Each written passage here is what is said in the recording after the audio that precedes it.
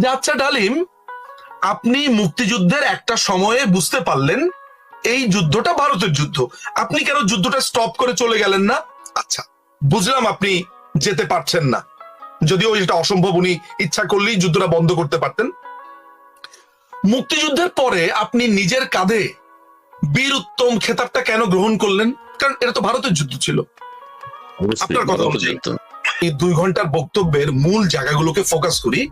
আমার কাছে গুরুত্বপূর্ণ জায়গা যেটা মনে হয়েছে, নাম্বার 1, ডালিম বলছে সে একটি সেনা পরিষদ গঠন করেছে। বঙ্গবন্ধু হত্যাটাকে একটা ক্রস ফায়ার বলছে। তার স্ত্রীকে তুলে নিয়ে গেছে এবং দীর্ঘদিনের বঙ্গবন্ধুর জ্যেষ্ঠ পুত্র মুক্তিযোদ্ধা শেখ কামালের উপরে যেই ব্লেমটা ছিল যে তিনি ডালিমের ওয়াইফকে তুলে নিয়ে গেছেন হয়েছে। 4 নাম্বার যেই জায়গাতে এসছে সেটা হচ্ছে যে তার ওয়াইফের ইনসিডেন্টটার ঘটনার পরে তাকে চাকরিচ্যুত হতে হয়েছে। এই জায়গাটা শহীদের সংখ্যা এবং বুদ্ধিজীবীদেরকে কারা হত্যা করেছে। আমি তার আলোচনার মধ্যে মোটা দাগে 6টা বিষয়কে আমি লোকেট করেছি। এছাড়াও তিনি অনেক সুইপিং কমেন্ট করেছেন, এগুলো ছাড়াও তিনি তার নিজস্ব কিছু বক্তব্য দিয়েছেন। আমি ওগুলোতে যেতে চাচ্ছি না, ওটা ব্যক্তি মতামত, ফ্যাকচুয়াল বেসিসে ঐতিহাসিক বিষয়গুলোকে আমি আসলে ফোকাস করেছি। প্রথমে আমি আপনার কাছে ইসমাইল ভাই একটু আলোচনার ভাবেই প্রশ্নটা করি। ধরা যাক আপনি একজন সেনাবাহিনীতে কমিশন পেলেন, খুবই সুশৃঙ্খল বাহিনী, খুবই ডিসিপ্লিন বাহিনী। এই ডিসিপ্লিন বাহিনীতে কি আপনি একটা নিজস্ব সংগঠন করতে পারেন যেটা সেনা সদস্যদেরকে নিয়ে গঠিত হবে? আমি কিন্তু সেনা আইনটা আমার কাছে আছে, আমি এটা দেখার প্রয়োজনও বোধ করছি না, একদম জুডিশিয়াল নোটিশ, অর্থাৎ একটা কমন সেন্স অ্যাপ্লাই করছি আমি। সেনাবাহিনীতে আপনি সেনা সদস্যদেরকে নিয়ে একটা গোপন সেল গঠন করতে পারেন না। এখন প্রশ্ন আসছে যে এই সেলটা তিনি কখন গঠন করেছেন? আমরা দেখলাম তার বক্তব্যতে তিনি বলছেন যে মুক্তিযুদ্ধের সময় তিনি গঠন করেছেন। মুক্তিযুদ্ধের সময় তিনি বুঝতে পেরেছেন যে মুক্তিযুদ্ধটা আসলে একটা ভারতের যুদ্ধ, ফলে তিনি আগ্রহ হারিয়ে ফেলেছেন এবং সেই সময় তিনি 25 বছরের একটা প্ল্যান করেন, যেই প্ল্যানে জিয়াউর রহমানকে তিনি নেন এবং জিয়াউর রহমানকে কোরআন শরীফ ছুঁয়ে তিনি শপথ করান। এটা আমার কথা না, সরি, আমি এই 6টা দাগের বাইরে আরেকটা ব্যাপার, সেটা হচ্ছে জিয়াউর রহমান 4,500 সৈনিককে হত্যা করেছে, তাদের সাথে বেইমানি করেছে, সেটাও আছে, অর্থাৎ 7টা ইস্যুস আসছি সেনা। এখন আমি সাধারণ দর্শকের কাছে একটা প্রশ্ন করব যে প্রিয় দর্শক, আপনারা যারা ওই লাইভটি শুনলেন, এখন আমার বক্তব্য শুনছেন, আপনি কি নিজেকে প্রশ্ন করতে পারেন যে আচ্ছা ডালিম সাহেব, আপনি মুক্তিযুদ্ধের সময় থেকে বঙ্গবন্ধুকে উৎখাত করার প্ল্যান করেছেন? আমার কথা না, লাইভে বলেছে আপনার যে ইলিয়াস, সে প্রশ্ন করেছে তাহলে কি ওই প্ল্যানে আপনাদের শেখ মুজিব সরকারকে উৎখাত করার প্ল্যান ছিল? সে বলেছে অবশ্যই। এখন যদি সেটাই হয়ে থাকে, ওর কথাই সত্যি হয়ে থাকে, তাহলে আমরা বঙ্গবন্ধুকে ব্লেম দিলাম কেন যে উনি বাকশাল করেছেন বলে খুন করেছি, উনি দেশ পরিচালনা করতে পারেননি বলে খুন করেছি, এই যে এই কথাগুলো, তাহলে এগুলো আমি কেন বলছি? একই সাথে আমি যদি আপনাকে বলি ইসমাইল ভাই আমি আপনাকে খুন করেছি, আপনি দেখতে ভালো না, পরবর্তী সময় যদি আমি বলি যে ইসমাইল ভাই আপনাকে খুন করেছি, আপনি আমাকে গালি দিয়েছেন, তাহলে কোনটা সত্যি? আপনি দেখতে ভালো না নাকি গালি দিয়েছেন? মানে একসাথে তো দুটো হতে পারে না, কারণ দুটো ইভেন্ট তো আগে পরে, অনেক আগে পরে। তো আমি আমি আমি দর্শকদের কাছে আমার একটা বিনীত অনুরোধ থাকবে, প্রশ্ন করুন যে আচ্ছা ডালিম, আপনি মুক্তিযুদ্ধের একটা সময়ে বুঝতে পারলেন এই যুদ্ধটা ভারতের যুদ্ধ, আপনি কেন যুদ্ধটা স্টপ করে চলে গেলেন না? আচ্ছা, বুঝলাম আপনি যেতে পারছেন না, যদিও এটা অসম্ভব, উনি ইচ্ছা করলেই যুদ্ধটা বন্ধ করতে পারতেন। মুক্তিযুদ্ধের পরে আপনি নিজের কাঁধে বীর উত্তম খেতাবটা কেন গ্রহণ করলেন? কারণ এটা তো ভারতের যুদ্ধ ছিল। আপনার কথা অনুযায়ী আপনার ভাই স্বপন বীর বিক্রম, সেটাই বা আপনি তাকে কিছু বলেছিলেন? নিজের নিজের নিজের উপাধিটাই তো তিনি বাদ দেয়নি, ভাইয়ের কথা আর কি বলবো। তাহলে নাম্বার 1। নাম্বার 2 হচ্ছে মুক্তিযুদ্ধের দিন থেকেই বঙ্গবন্ধুকে হত্যা করার পরিকল্পনা হয়েছে, সরকারকে উৎখাত করার পরিকল্পনা হয়েছে। খেয়াল করে দেখেন, মুক্তিযুদ্ধে তখনও আমরা জানি না দেশ স্বাধীন হবে কিনা, তখনও আমরা জানি না যে বঙ্গবন্ধু আদৌ বেঁচে ফিরবেন কিনা। যেই মানুষটা পাকিস্তানের কারাগারে বন্দী, তখনই মানে যে মানুষটা বেঁচে ফিরবেন কিনা আমি জানি না, তখনই তাকে হত্যা করার পরিকল্পনা। তো তাকে হত্যা করার পরিকল্পনা সে সময় পাকিস্তান করেছে। তার মানে ডালিম কি পাকিস্তানের হয়ে যুদ্ধ করেছিল? এই যে আমরা এতটা বছর বলে এসেছি যে এরা আসলে পাকিস্তানি পাকিস্তানি, আমাদের কথা অনেকেই বলেছে দূর ভাই কি বলেন, হ্যাঁ খুন করেছে মানি, কিন্তু পাকিস্তানি মানি না। এখন কি প্রমাণিত হয়েছে? আমি বলিনি, খুনি তার নিজের মুখে বলেছে। আমার মনে আছে 1996 সালের 15ই অগস্ট একটা অসাধারণ কলাম লিখেছিলেন ব্যারিস্টার এম আমিরুল ইসলাম। এই ভদ্রলোকের একটা বইও আছে, এত চমৎকার, অনেক কিছু শেখার আছে বইটা থেকে। তো তিনি তার ওই কলামের ভেতর একটা চমৎকার কথা বলেন। আমরা যখন বলছি ইনডেমনিটি অধ্যাদেশটা খুব খারাপ, ইনডেমনিটি অধ্যাদেশ নিয়ে আমরা অনেক কথাবার্তা বলছি, তখন এই জ্ঞানী ব্যারিস্টার আমাদেরকে প্রথমবারের মতো বলেন যে ইনডেমনিটি অধ্যাদেশটা হচ্ছে খুব জরুরি একটা ব্যাপার, কারণ এটা খুনিদের জবানবন্দি। আজকে আমি সেই কথাটা বলছি যে এই লাইফটা তার জবানবন্দি। প্রথম শকিং এ অনেক তরুণ যুবকরা হ্যাঁ ডালিমকে দেখেছি, হ্যাঁ কি বলে দেখি, কিন্তু ওদের যখন আফটার শকটা কেটে যাবে, বিশ্লেষণ শুরু করবে, আমি নিশ্চিত তারা ভাবা শুরু করবে যে তাই তো বললো কি, মুক্তিযুদ্ধ থেকেই সে বঙ্গবন্ধুকে হত্যা করবার পরিকল্পনা করেছে, চলে গেল এইটা। তার মানে হচ্ছে এই মাথায় রাখবেন যে এটার উত্তর আমি একটু পরে দিচ্ছি। মাথায় রাখবেন সেনা পরিষদ কারা? একজনের নাম আমরা জেনেছি, সে হচ্ছে জিয়াউর রহমান। বাকিরা কারা? আচ্ছা আসছি আমি সেটাতে। 2 নাম্বার, মুক্তিযুদ্ধের পরে বলা হচ্ছিল যে সে বঙ্গবন্ধুর শাসন ভালো না, এটা ভালো না, এগুলো যে পুরোপুরি ছুতা, ওই প্রথম ঘটনা থেকে আমরা এটা বুঝতে পারি। এবার আমি একটু জাম্প করে আরেকটা ঘটনাতে চলে যাব।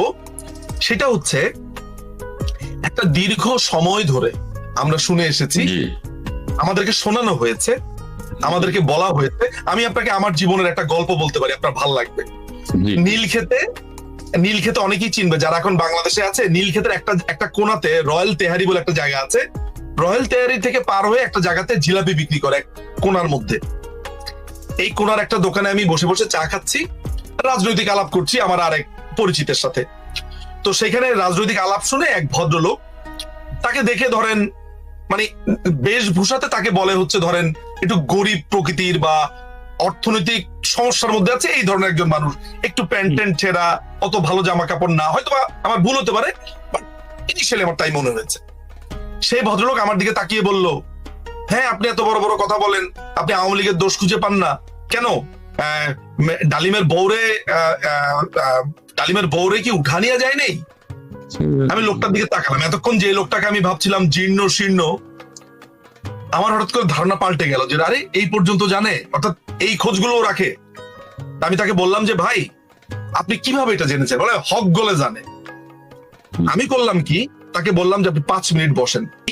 এই যে প্রপাগান্ডাটা ছড়ানো হয়েছে তাই না, আমি করলাম কি, ওই নীলক্ষেতের 11 নম্বর গলিতে, অর্থাৎ ওই চায়ের দোকানে ঠিক একটু পেছনে, একটু ধরেন 5 মিনিট লাগে, আমি চলে গেলাম হচ্ছে কল্লোল বুক শপে। এখানে আমার এক ভাতিজা সম্পর্কিত, ওকে আমি বললাম আনাস আমাকে একটা বই দাও, এই ডালিমের বইটা দাও। দ্রুত আমাকে বইটা দিল, আমি বললাম আমি তোমাকে ফেরত দিয়ে যাচ্ছি। চায়ের দোকানে এসে দেখলাম ওই লোক বসে আছে, ওই লোককে আমি বই খুলে পড়ে শোনালাম। তো বলে যে হ্যাঁ তো কি হইলো? আমি বললাম যে কি হইলো মানে এই কাহিনীর ভেতরে শেখ কামাল কোথায়? বলে আরে এইসব বইও আপনার পাল্টানি যায়, এগুলো আওয়ামী লীগ আমলে সব বই পাল্টা ফেলাইছে। অর্থাৎ বিশ্বাসটা এমন পর্যায়ে নিয়ে গেছে ইসমাইল ভাই, যে ডালিম তার নিজের গল্প বলছে, তার ফ্যামিলির গল্প বলছে, সেইটাকেও ওই ভদ্রলোক বিশ্বাস করছে না। এখন গতকালকে যখন গল্পটা বললো, এত বছর পরে সে দেখা দিল, বলল, কি দেখলেন আপনারা? সেখানে শেখ কামাল আছে? এই যে এত বছর ধরে যে শেখ কামালকে গালি দিলেন, শেখ কামালকে বউ উঠিয়ে নিয়ে গেছে বললেন, ক্ষমা চাইবেন কি? ক্ষমা চাইবে? বাঙালি ক্ষমা চাইবে না। ক্ষমা চাওয়া, তার ইগো এত প্রাবল্য, মানে হাত জোর করে একটু বলা যে আই এম সরি, আমি ভুল বুঝেছিলাম আপনাকে, এটা বলবে না। দেখবেন এইখানেও একটা কাহিনী বের করবে, হ্যাঁ গাজী গোলাম মোস্তফার বন্ধু হচ্ছে, আর এই যে এই বইটা যা দেখেছি, যা করেছি, যা বুঝেছি, এই বইটা তো রয়ে গেছে তার স্মৃতিচিহ্ন হিসেবে, এর বাইরে যাবে কি করে? লিখে ফেলেছে। প্রকাশিত হয়েছে। সো আলটিমেটলি যেটা ব্যাপার হলো, তাহলে আমাদের সেকেন্ড যে জায়গাতে আমরা গেলাম, প্রথম জায়গাতে গেলাম যে সেনাবাহিনীতে থাকা অবস্থাতেই একটা বিপ্লবী দল বানিয়েছে যেটা সেনাবাহিনীর আইনের সম্পূর্ণ বিরোধী। তার মানে প্রিয় দর্শক এবং ইসমাইল ভাই, এই যে আমাদেরকে এতদিন ছেলে ভুলানো গল্প বলা হলো যে বাকশালের কারণে খুন করেছি, রক্ষী বাহিনীর কারণে খুন করেছি, শেখ মুজিব খুবই খারাপ শাসক ছিল, ফ্যাসিস্ট ছিল, এক না এক ছিল, এই যে মিথ্যাচার করেছি, সব মিথ্যে। খুন করার পরিকল্পনা আপনি করেছেন মুক্তিযুদ্ধের সময়, আমি বলিনি। ওই সাক্ষাৎকার বলতে তার ব্যাপার হলো, এখানে তার ওয়াইফকে উঠিয়ে নিয়ে যাওয়ার গল্পটা তো আপনারা শুনেছেন, তাই না? পিস্তল দিয়ে আপনাকে খুন করি বা আপনাকে আঘাত করি, সেটা সারা পৃথিবীর অনেক মানুষ লাইভ দেখলো না? সবার সামনে ব্যাপারটা কি? আমি আপনাকে খুন করেছি বা আমি আপনাকে আঘাত করেছি, তাই না? জি জি। আপনি ধরেন কানাডাতে আছেন, কানাডার পুলিশ আমাকে গ্রেফতার করলো, একটা open and shut case Ismail ভাই, এটার জন্য বিচারের কি দরকার? সবাই দেখেছে আমি মেরেছি, শেষ, বিচার শেষ। কিন্তু তারপরে কি আমার বিচার হবে? হবে কিনা? মানে আমার আত্মপক্ষ সমর্থন করতে দেওয়া হবে, আমি কোনো আন্ডার ডিউরেস ছিলাম কিনা, আমি কোনো ইনটক্সিকেটেড ছিলাম কিনা, আমার কোনো মেন্টাল হেলথের প্রবলেম, তাই না? এই ডালিমের ওয়াইফকে উঠা নেওয়ার ঘটনাটা আপনি আসলে কোথায় দেখেছেন বা শুনেছেন আপনার এই জীবদ্দশাতে? আমি ডালিমের কথা মেনে নিলাম যে হ্যাঁ, গাজী গোলাম মোস্তফার ছেলে এটা করার পরে অন্যায় করেছে, আপনাকে উঠিয়ে নিয়েছে, সে মাস্তানি দেখিয়েছে, সব মেনে নিলাম। আচ্ছা ভাই, এই ঘটনার পরে ডালিম বলল তার আর্মি অফিসাররা গাজী গোলাম মোস্তফার বাসাতে গিয়ে সবাইকে উঠিয়ে নিয়ে এসছে। সবাইকে উঠে নিয়ে আসলো কেন? ওইটা কি অন্যায় হয়েছে? এখন আমি যদি বলি যে ডালিমের গাজী গোলাম মোস্তফার ফ্যামিলি মেম্বারকে উঠিয়ে নেওয়া হয়েছে, এটা অন্যায়। আমি যদি কোনো অন্যায় করি আপনার সাথে, আপনি আমার মা এবং বাবাকে বাসা থেকে উঠিয়ে নিয়ে আসবেন? প্রশ্ন করুন। আচ্ছা ঠিক আছে, আমার উনাদেরকে খারাপ লাগে, বাট এই কাজগুলো কি ঠিক যে আমি মুক্তিযুদ্ধের সময় সেট করেছি যে আমি ওকে মেরে ফেলবো, বঙ্গবন্ধুকে মেরে ফেলবো? আমি গাজী গোলাম মোস্তফার উপরে রাগ, তাই গাজী গোলাম মোস্তফার পুরো ফ্যামিলিকে আমি উঠে নিয়ে ক্যান্টনমেন্টে নিয়ে আসবো? আইনজীবী, আমি ওই জায়গাগুলোকে প্রত্যেকটা জায়গাতেই ফোকাস করা আমার কাজ। আচ্ছা, এরপরে বঙ্গবন্ধুর বাসাতে আনলো। ডালিমের বই বলছে যে অনেক ঘটনার পরে গোলাম মোস্তফাকে মাপ চাইতে বলা হলো, গোলাম মোস্তফা মাপ চেয়েছে। অনেক ঘটনার পরে বঙ্গবন্ধু কথা দিলেন এইটার সুষ্ঠু বিচার তিনি করবেন। দুপক্ষ খুশি। খুশি বলতে ওকে ফাইন, দেখি আপনি কি বিচার করেন। তারা চলে গেল, মাথা রাখবেন, তারা চলে গেল। করতে গিয়েছে, তখন নিম্মি বলছে ও আমার শরীর গা ছুতে পারবে না। হ্যাঁ, ও সরে আসলো, কারণ এই বইয়ের ভিতরে তাই লেখা আছে এবং এটা ডালিমের কথার সাথে মেলে। এবং এটাও বলেছে তুই গিয়া ওদের মেয়েরে উঠা দিয়ে আসবি, ওই বাড়িতে গিয়া কন্যা সম্পাদন করে আসবি।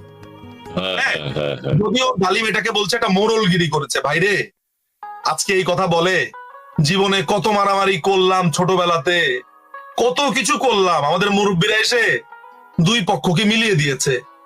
আমি যদি এরকম ডালিমের মতো এরকম মানে এই ধরনের ছেঁচড়া হতাম, তাহলে 50 বছর পরে নিজের অপকর্ম ঢাকার জন্য এইসব ঘটনাকে আনতাম, বড় হাইলাইট করতাম। ভাই, আপনি মারামারি করেন নাই ছোটবেলাতে? মুরব্বীরা মিলিয়ে দেয়নি? আপনার চাচা